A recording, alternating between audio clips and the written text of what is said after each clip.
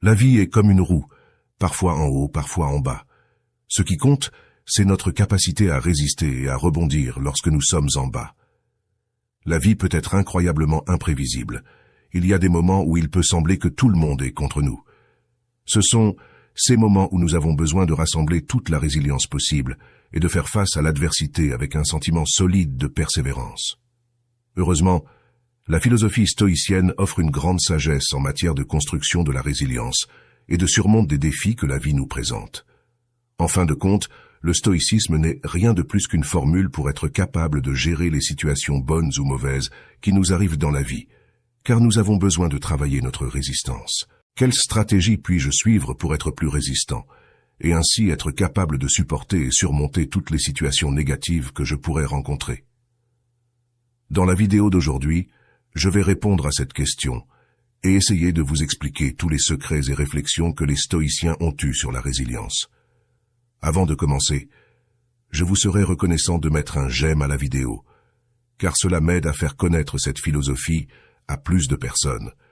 Si vous ne voulez manquer aucune vidéo, abonnez-vous et activez la cloche. Tout d'abord, nous devons comprendre ce qu'est la résilience. La résilience est la capacité d'une personne à surmonter des situations désagréables et des événements traumatisants. Par conséquent, travailler sur notre résilience fera de nous des personnes résistantes face à l'adversité. La résilience est un trait essentiel qui peut nous aider à naviguer à travers les défis de la vie et à les surmonter avec grâce et force. En pratiquant la résilience stoïcienne, nous cultiverons notre résistance dans les situations quotidiennes de notre vie et construirons une base solide pour l'avenir, qui nous permettra d'être prêts à affronter toute difficulté de la vie. La résilience ne consiste pas seulement à se remettre de l'adversité, mais aussi à apprendre et à grandir à partir de nos expériences. Les stoïciens croyaient que chaque défi que nous affrontons était une opportunité de croissance et de dépassement personnel.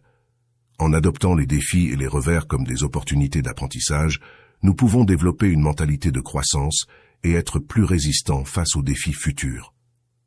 Un autre aspect important de la résilience est la capacité à s'adapter aux changements. La vie est pleine de rebondissements inattendus, et la capacité à s'adapter aux circonstances changeantes est cruciale pour vivre une vie pleine et heureuse.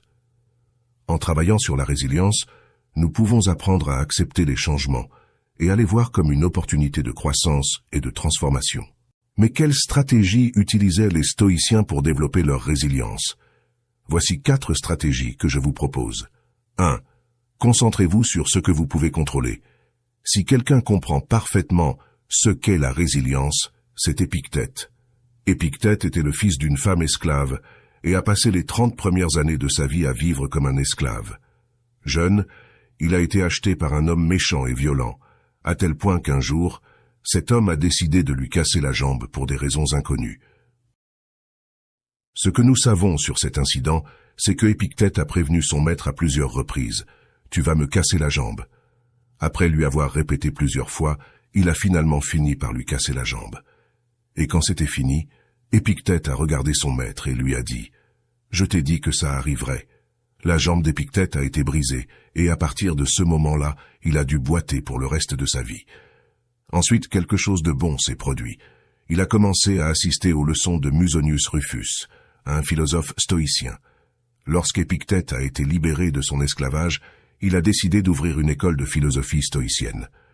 Bientôt, ces leçons sont devenues très populaires dans l'Empire romain, et pauvres et riches apprenaient les vertus stoïciennes qu'il pouvait leur enseigner. Épictète disait que pour développer notre résilience, la première chose que nous devons faire est d'être capable d'identifier ce qui dépend de nous et ce qui ne dépend pas de nous. Cette dichotomie est une réflexion que nous devons tous faire, et c'est la principale différence entre les personnes qui sont résistantes et celles qui ne le sont pas. La dichotomie du contrôle est la première étape pour travailler notre résilience. 2. Pratiquer les sports d'endurance. En pratiquant des sports d'endurance, nous pouvons beaucoup apprendre sur la résilience. Une des choses que vous apprenez dans les sports d'endurance, c'est que vous pouvez toujours aller plus loin que ce que vous pensiez. Lorsque vous êtes épuisé, votre esprit vous dit que vous ne pouvez plus. Il vous demande d'abandonner, mais votre corps est capable de plus. Et même si ces pensées traversent votre esprit, vous voyez que vous pouvez aller de plus en plus loin. Développer cette mentalité vous sert également dans la vie quotidienne.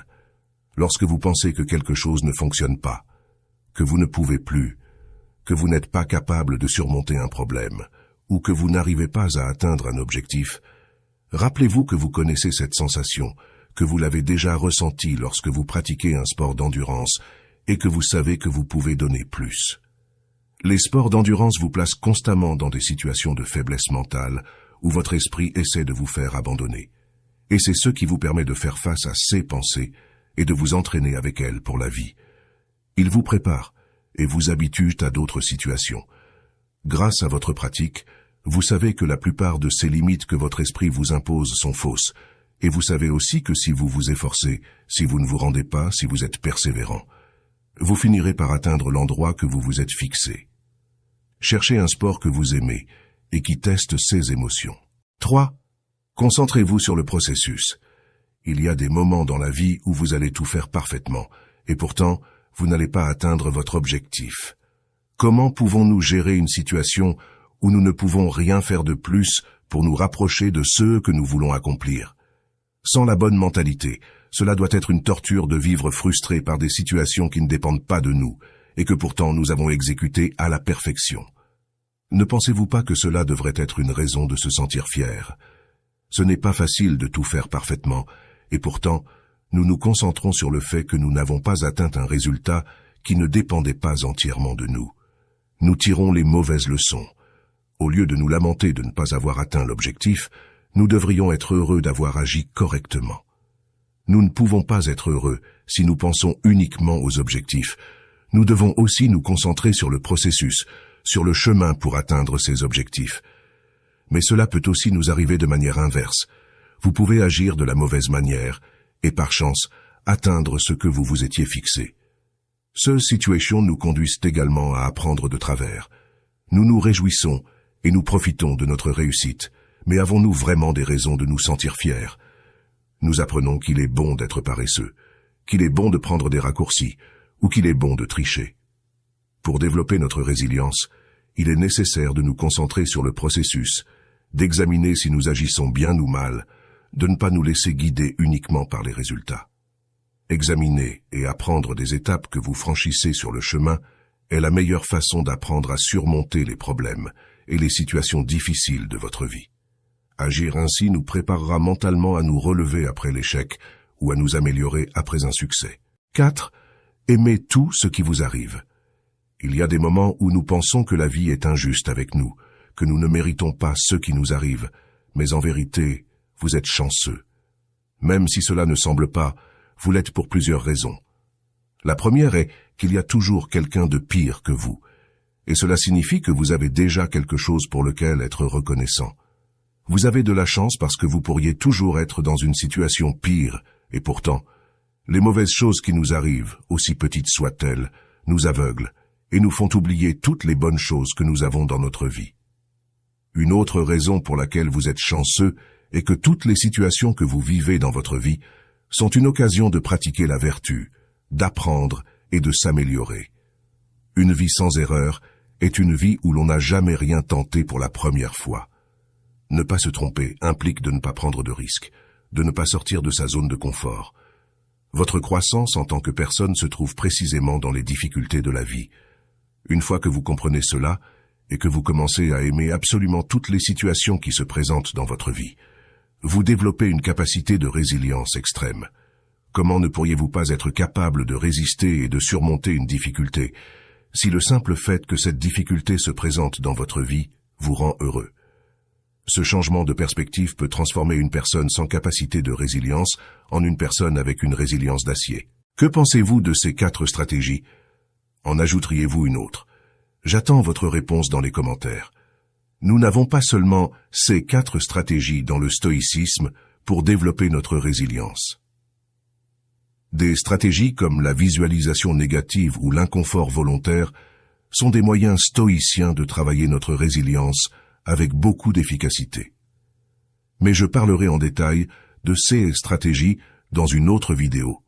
La vie est pleine de changements imprévisibles, mais grâce au fait que les stoïciens entraînent quotidiennement leur résilience, nous sommes plus capables de faire face à nos problèmes sans frustration, avec calme et bonheur. Utilisez ces 4 stratégies pour développer également les 4 vertus stoïciennes, et ainsi, en combinaison avec la résilience stoïcienne, vous serez capable de faire face à n'importe quoi et surtout de mener une vie bonne, vertueuse, sereine et heureuse. J'espère que cette vidéo vous sera utile et que vous pourrez mettre en pratique toutes ces stratégies. Je vous laisse ici 2 vidéos qui devraient vous plaire. À la prochaine.